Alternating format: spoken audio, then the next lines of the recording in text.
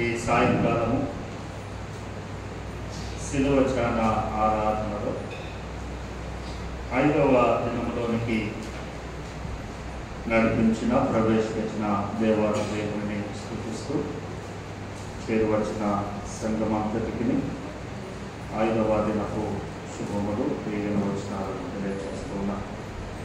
పిల్లల ఈ సాయంకాలపు వేళ పరిశుద్ధ గ్రంథంలోని లూకా సువార్త 15వ అధ్యాయము 17వ వచనం నుండి 20 వరకు గల దేవుని వాక్యాన్ని చదవగా విన్నాం. మరొకసారి చదువుకుందాం. బుద్ధి వచ్చినప్పుడు నా తండ్రి యొద్ద ఎంతో మంది కూలివాండ్రకు అన్నము సమృద్ధిగా ఉన్నది, నేనైతే ఇక్కడ ఆకలికి చచ్చిపోతున్నాను. నేను లేచి నా తండ్రి యొద్దకు వెళ్ళి, తండ్రి, నేను పరలోకమునకు విరోధముగాను నీ ఎదుటను పాపము చేసి ఇక మీదట నీ కుమారుడనని అనిపించుకొనుటకు యోగ్యుడను కాను. నన్ను నీ కూలి వారిలో ఒకటిగా పెట్టుకొనమని అతనితో చెప్పుదననుకొని లేచి తండ్రి యొద్దకు వచ్చెను. వాడింకా దూరముగా ఉండినప్పుడు తండ్రి వారిని చూచి కనికరపడి పరిగెత్తి వాని మెడ మీద పడి ముందు పెట్టుకొనెను. క్రీస్తునందు దేవుని వారులారా, ఈ 5వ దినాన మనము పెట్టినటువంటి అంశం ఏంటంటే తండ్రి ఇంటిలో సమృద్ధి. 5వ దిన అంశము తండ్రి ఇంటిలో సమృద్ధి. ఇది అంశం. ఈ లేఖన భాగము మనందరికీ సుపరిచితమైనటువంటి లేఖన భాగమే.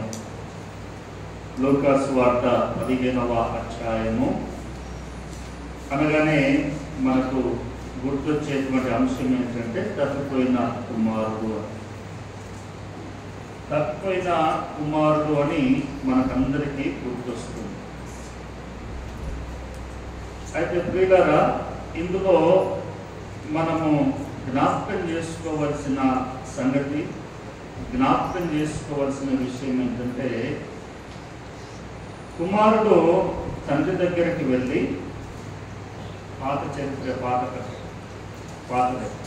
తండ్రి దగ్గరికి వెళ్ళి తనకు రావాల్సినటువంటి భాగమని తండ్రిని అడిగి తండ్రి దగ్గర తీసుకొని దూర ప్రాంతానికి వెళ్ళిపోయాడు.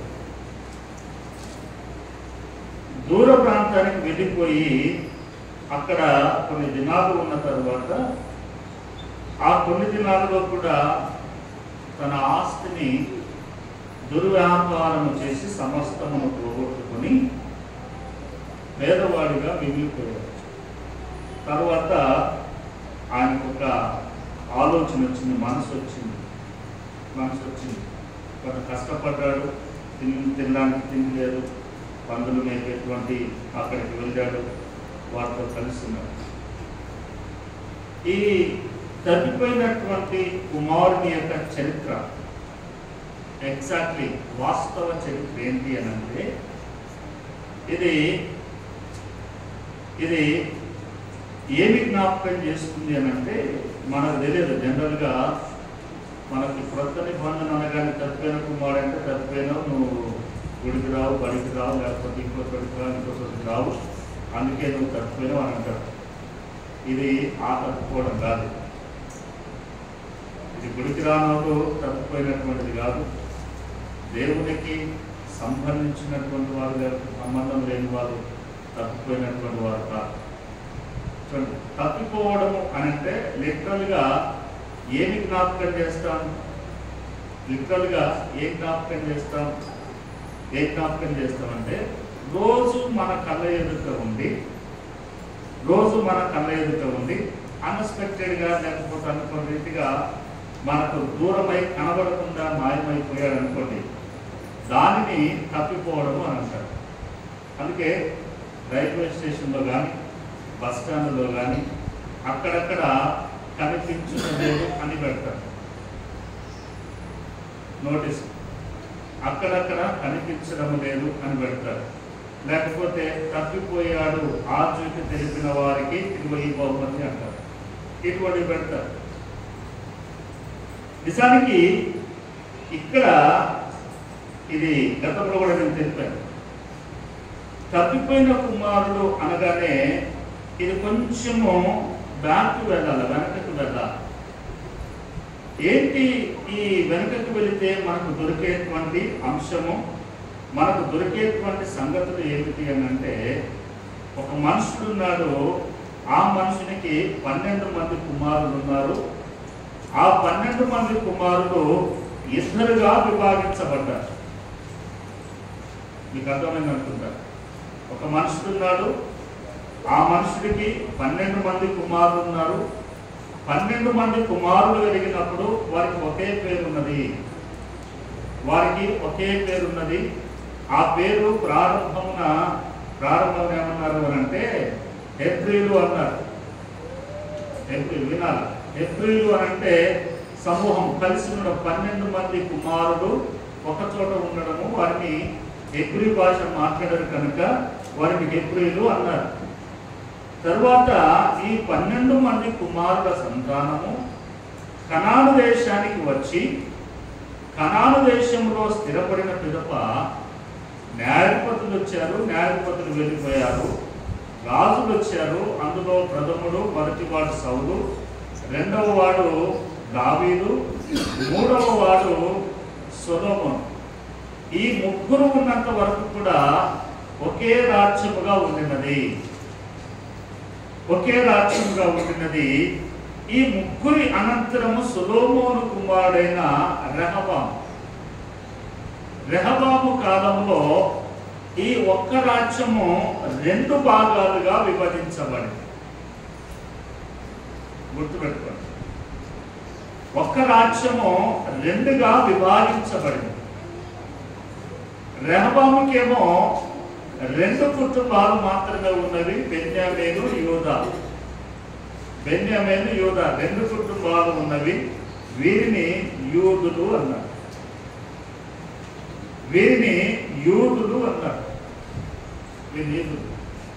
యూదులు అనగా బైబిల్ మాటలో చెప్పాలి అంటే పెద్ద కుమారు.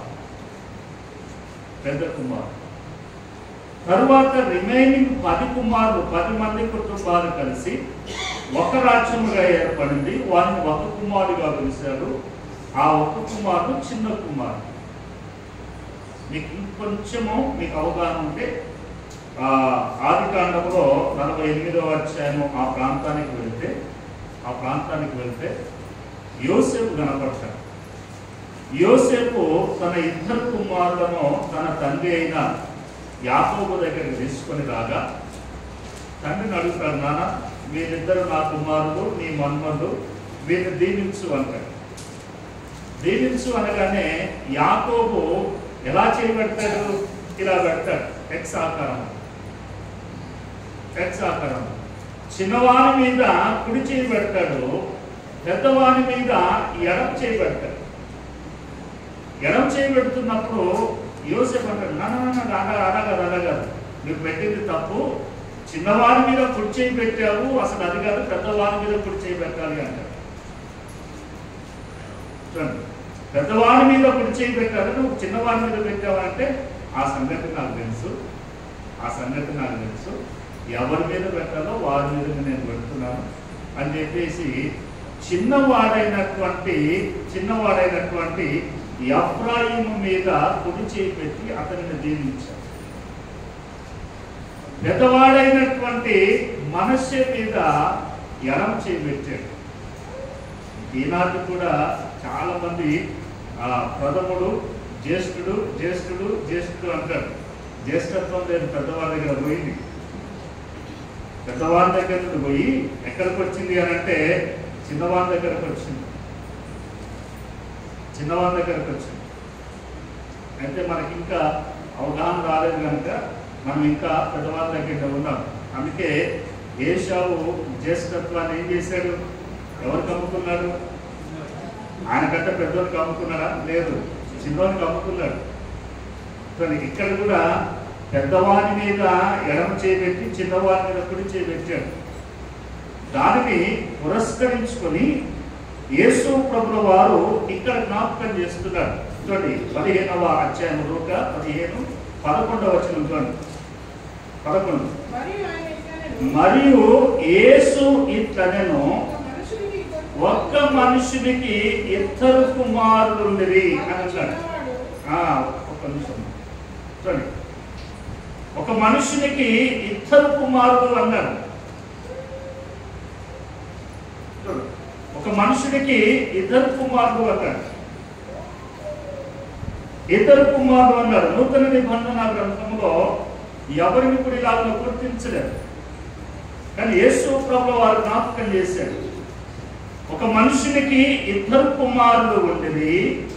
వారిలో చిన్నవాడు తండ్రి దగ్గరికి వెళ్ళి, తండ్రి, ఆస్తిలో నాకు వచ్చు భాగం ఇమ్మని తన తండ్రిని వేడుకొనగా అతడు వారికి తన ఆస్తిని పంచిపెట్టును. కొన్ని దినములైన తరువాత చిన్న కుమారుడు సమస్తమును కూర్చుకొని దూరదేశమునకు పోయేను, ప్రయాణమైపోయాను అని అంటారు.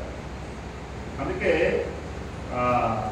కవులు, ఆకుతరము కవులు పాట రాస్తూ ఆ పాటలో ఈ పదాన్ని వినియోగించారు. ఏమనంటే, యూదులు తిరిగి వచ్చుతున్నారు, యూదులు తిరిగి వచ్చుతున్నారని రాశారు.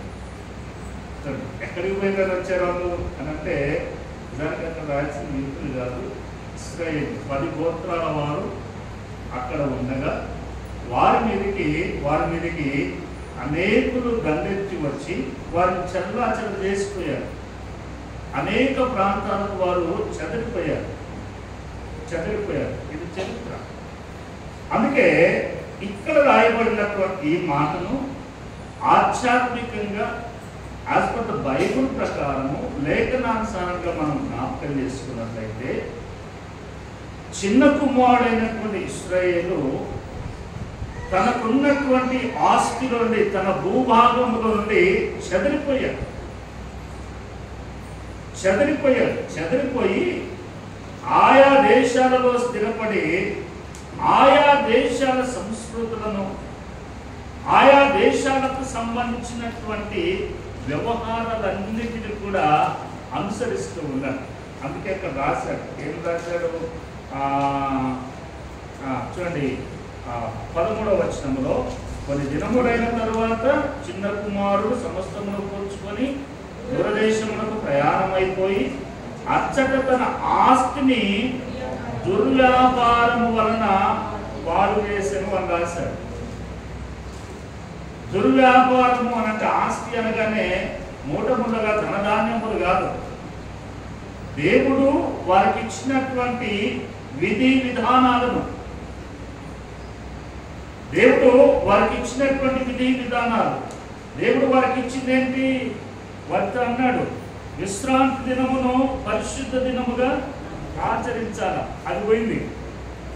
చూడండి, నేను తప్ప వేరొక దేవుడు నీకు ఉండకూడదు. అది పోయింది. రకరకాలు వచ్చేసారు. రకరకాలైనటువంటి ఆలోచనలు, తలంపులతో వారు ముందుకు సాగారు. అది ఇక్కడ రాయబడిన మాట. దుర్వ్యాపారము వలన, ఆస్తిని దుర్వ్యాపారము వలన పాడు చేసిరి. వారికి ఉన్నటువంటి ఆస్తి ఏమిటి అని అంటే, లేఖన భాగం ధర్మశాస్త్రం. వారికి ఉన్నటువంటి ఆస్తి ఏంటి అని అంటే ధర్మశాస్త్రం, లేఖన భాగం వారు. అందుకే యూతులు ఈనాటికి కూడా బైబిల్ గ్రంథములో కొన్ని పుస్తకాలు చదవాలి అని అంటే, వారు ఉదయకాలమున లేచి తలస్నానం చేసి ఉతికిన వస్త్రమును ధరించి మోకరించి మోకాల మీదుండి కొన్ని పుస్తకాలను వారు చదువుతారు. ఏమీ తినకుండా నిష్టగా వారు పుస్తకాలను చదువుతారు. అందులో ఒక పుస్తకము పరమగీతముల గ్రంథం. అది వారికి ఉన్నటువంటి ఆస్తి. మందిరము వారి సంస్కృతి. మందిరమునకు వెళ్ళకుండా, గ్రంథమును చదవకుండా వారు ఉండలేదు. అందుకే ఇక్కడ రాశారు దేవుని మాటలు యేసు ప్రభువు వారు జ్ఞాపకం చేస్తూ అన్నాడు, వారి ఆస్తిని దుర్వ్యాపారముల వలన బయటికి వెళ్ళి ఆయా ఆచారముల వలన వారికి ఉన్నటువంటిదంతా కూడా పోగొట్టుకున్నారు, వ్యాయం చేశారు. వ్యాయం చేసిన పిదప ఏమీ లేదో మనసు పాడైపోయింది, జీవితము పాడైపోయింది, ఆధ్యాత్మిక స్థితి అంతా కూడా అయిపోయింది. అప్పుడు వచ్చింది, అయ్యో నా తండ్రి దగ్గర ఉండింటే ఎంత బాగుండునో, నా తండ్రి దగ్గర ఉంటే ఎంత బాగుండునో. చూడండి, వారికి సంవత్సరానికి 6 పండుగలు వారు ఆచరిస్తారు. ప్రతి పండుగలో శ్రేష్టమైనటువంటి విందు ఉంటుంది. అనేకులకు వారు అలా పెట్టేస్తారు, అనేకులకు వారు దాన ధర్మాలు చేస్తారు. అందుకే ఇక్కడ అన్నారు, బుద్ధి వచ్చినప్పుడు నా తండ్రి యొద్ద ఎంతో మంది కూడి వాళ్లకు అన్నము సమృద్ధిగా ఉన్నది, నేనైతే ఇక్కడ ఆకలి అనంటే ఫిజికల్ హంగ్రీ కాదు, ఆధ్యాత్మికమైన ఆత్మ సంబంధమైనటువంటి ఆకలి. ఈ ఆకలి ఇప్పుడు కాదు, రాబోతున్నటువంటి దినాల్లో మనము బ్రతికి ఉంటే మనకు కూడా ఈ ఆకలి ఏర్పడుతుంది. అనగా సువార్త ప్రకటన కరువైపోతుంది. సువార్త ప్రకటించే రోజులు దాదాపుగా తగ్గిపోతున్నాయి. బైబిల్ ముద్రణలు తగ్గిపోతున్నాయి. బైబిల్ గ్రంథాలు ఎవరి దగ్గర ఉండడానికి వీలు లేదు. దేవుని వాక్యాన్ని బహిరంగంగా ప్రకటించడానికి వీలు లేదు. ఈ రోజులన్నీ కూడా రాబోతున్నాయి, ఈ రోజులన్నీ కూడా సంభవించబోతున్నాయి. మరి ఎలాగున్నానంటే, ఏ మనుషుడైతే దైవ గ్రంథాన్ని చదివి తన హృదయంలో భద్రము చేసుకొని నెమరు వేసుకుంటాడో వాడు మాత్రమే రాబోతున్నటువంటి సంఘటనల గురించి తెలియజేస్తూ ఉంటాడు, రాబోయేటువంటి సంఘటన గురించి తెలియపడుతూ ఉంటుంది. అందుకే మీకు ఒక మాట చూపిస్తాను చూడండి, మత్తయి సువార్త 24వ అధ్యాయము 24వ అధ్యాయము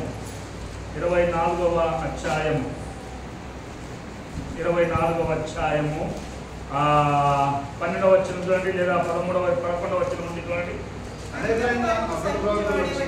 అనేకులైన అబద్ధ ప్రవక్తలు వచ్చి మోసపరిచెదరు, అక్రమం విస్తరించుట చేత అనేకుల ప్రేమ చల్లారును, అంతము వరకు సహించిన వాడెవడో వాడే రక్షించబడును. మరియు ఈ రాజ్య సువార్త సకల జనులకు సాక్షాత్మై లోకమందంతటను ప్రకటింపబడును, తరువాత అంతం వచ్చును. కాబట్టి ప్రవక్త అయిన దానియేలు ద్వారా చెప్పబడిన నాశనకరమైన హేయ వస్తువు పరిశుద్ధ స్థలమందు నిలుచుట మీరు చూడగానే, చూడండి ఇక్కడ రాశాడు, నిలుచుట చూడగానే ఎవరు గ్రహిస్తారు? చదువువాడు. ఏం చదువువాడు? డిగ్రీలు చదువువాడు కాదు, బైబిల్ గ్రంథమును చదువువాడు. బైబిల్ గ్రంథమును చదువువాడు గ్రహిస్తాడు. అరే అక్కడ ఎప్పుడో ఎక్కడో రాయబడింది కదా తెలిసి వస్తుంది. బైబిల్ గ్రంథమును చదవకపోతే ఏ విషయాలు కూడా మనకు అవగాహన రావు, ఏ విషయాలు కూడా అర్థం కావు, ఏ సంగతి కూడా నీకు అర్థం కాదు. అందుకే దేవుని వాక్యము అనేటువంటిది చాలా మార్మికమైనటువంటిది, లోతైనటువంటి భావమును కలిగినటువంటిది, భవిష్యత్తును కూడా మన కన్నుల ఎదుట ఉంచినటువంటిది బైబిల్ గ్రంథం. అందుకే సమాజంలో లోకములో ఏమైపోయింది అంటే కథగానే వివరిస్తున్నారు, వాస్తవాలను విడిచిపెట్టేసి, వాస్తవాలను మరిపించి వాస్తవాలను ప్రక్కకు పెట్టి తప్పిపోయిన కుమారుడు అనగానే తప్పిపోయిన కుమారుడు అనగానే ఈయన రోజు గుడికి వచ్చినోడు ఇప్పుడు వస్తాడు తప్పిపోయింది, ప్రార్థన చేసినోడు ప్రార్థన చేస్తున్నాడు తప్పిపోయింది. ఇలాగను వెంటబడుతున్నాడు, ఇలాగను వెంటబడుతున్నాడు. రోజు ఆయన కనపడతాడు మనకు. తప్పిపోలా, ఆయన ఇంటికే పోతున్నాడు, ఆరుగుడి ఇంటికే పోతుంది, ఎక్కడికి పోవట్ల వారు. ఒకవేళ నువ్వు వారిని కదిలి ఏంటంటే ఎందుకు తెచ్చుకోవచ్చు మాకు కూడా ఉంది అని అంటారు. అది కాదు, కనబడకుండా ఉండడం తప్పిపోవడం, కనబడకుండా ఉండడం తప్పిపోవడం. ఏ మనుషుని కళ్ళ ముందైనా ఒకడు కనబడట్లేదు అని అంటే అప్పుడు అంటాం మనం, ఏంటి ఈ మధ్య కనబడటం లేదు, రోజు కనపడే వారి దగ్గరికి వెళ్ళి ఏం బాగా కనపడతలేవు ఏంటి అని అంటే పొద్దునేగా చూసింది అని కాదు. అందుకే దేవుని వాక్యము చాలా స్పష్టంగా, చాలా జాగ్రత్తగా, చాలా అద్భుతంగా మనకు తెలియజేస్తూ ఉంది. తన ఆస్తిని, దైవ వాక్యాన్ని విడిచి, దైవ వాక్యమును కలిగినటువంటి వారు, లేఖన అనుభవము కలిగినటువంటి వారు, లేఖన జ్ఞానమును కలిగినటువంటి వారు దీనిని విడిచి ప్రక్కకు వెళ్ళిపోతున్నారు, దీనిని విడిచి ప్రక్కకు వెళ్ళిపోతున్నారు.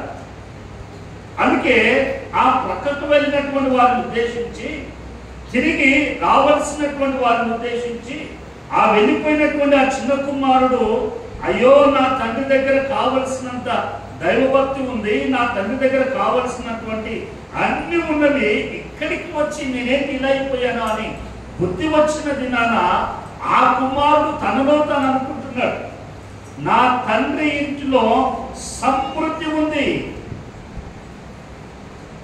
నా తండ్రి ఇంటిలో సమృద్ధి ఉంది.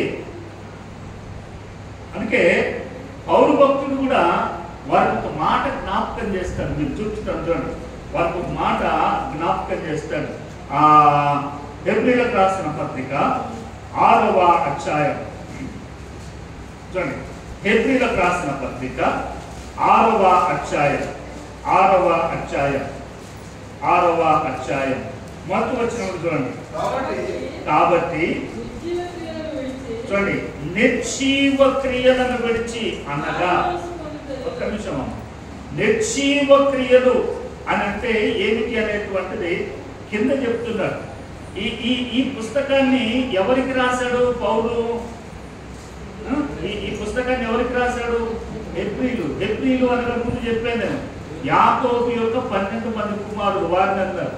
చూడండి, వారికి ఈ పత్రికను పౌలు రాస్తూ వారితో అంటున్నాడు, కాబట్టి మీరు నిర్జీవ క్రియలను విడిచి, ఒకవేళ వారికి అర్థము కాదేమో అని చెప్పి మరణాన్ని జ్ఞాపకం చేస్తాడు. నంబర్ 1 మారు మనసు పొందుటయు, రెండవది దేవుని యందలి విశ్వాసమును, నంబర్ 3 బాప్తిస్మములను గూర్చియు, నంబర్ 4 హస్త నిక్షేపణమును, నంబర్ 5 మృతుల పునరుత్థానమును, చూడండి 6వది నిత్యమైనటువంటి తీర్పును. అను పునాది ఎలా వేయకూడదట? మరల అనగా మరల ఊకి నీవు మాట్లాడుతూ, ఏది ఎవరొచ్చినా మారు మనసు పొందావా, రక్షింపబడ్డావా, మారు మనసు పొందావా, ఇవి చెప్పొద్దంటాడు. ఇవి నిర్జీవ క్రియలు, ఇవి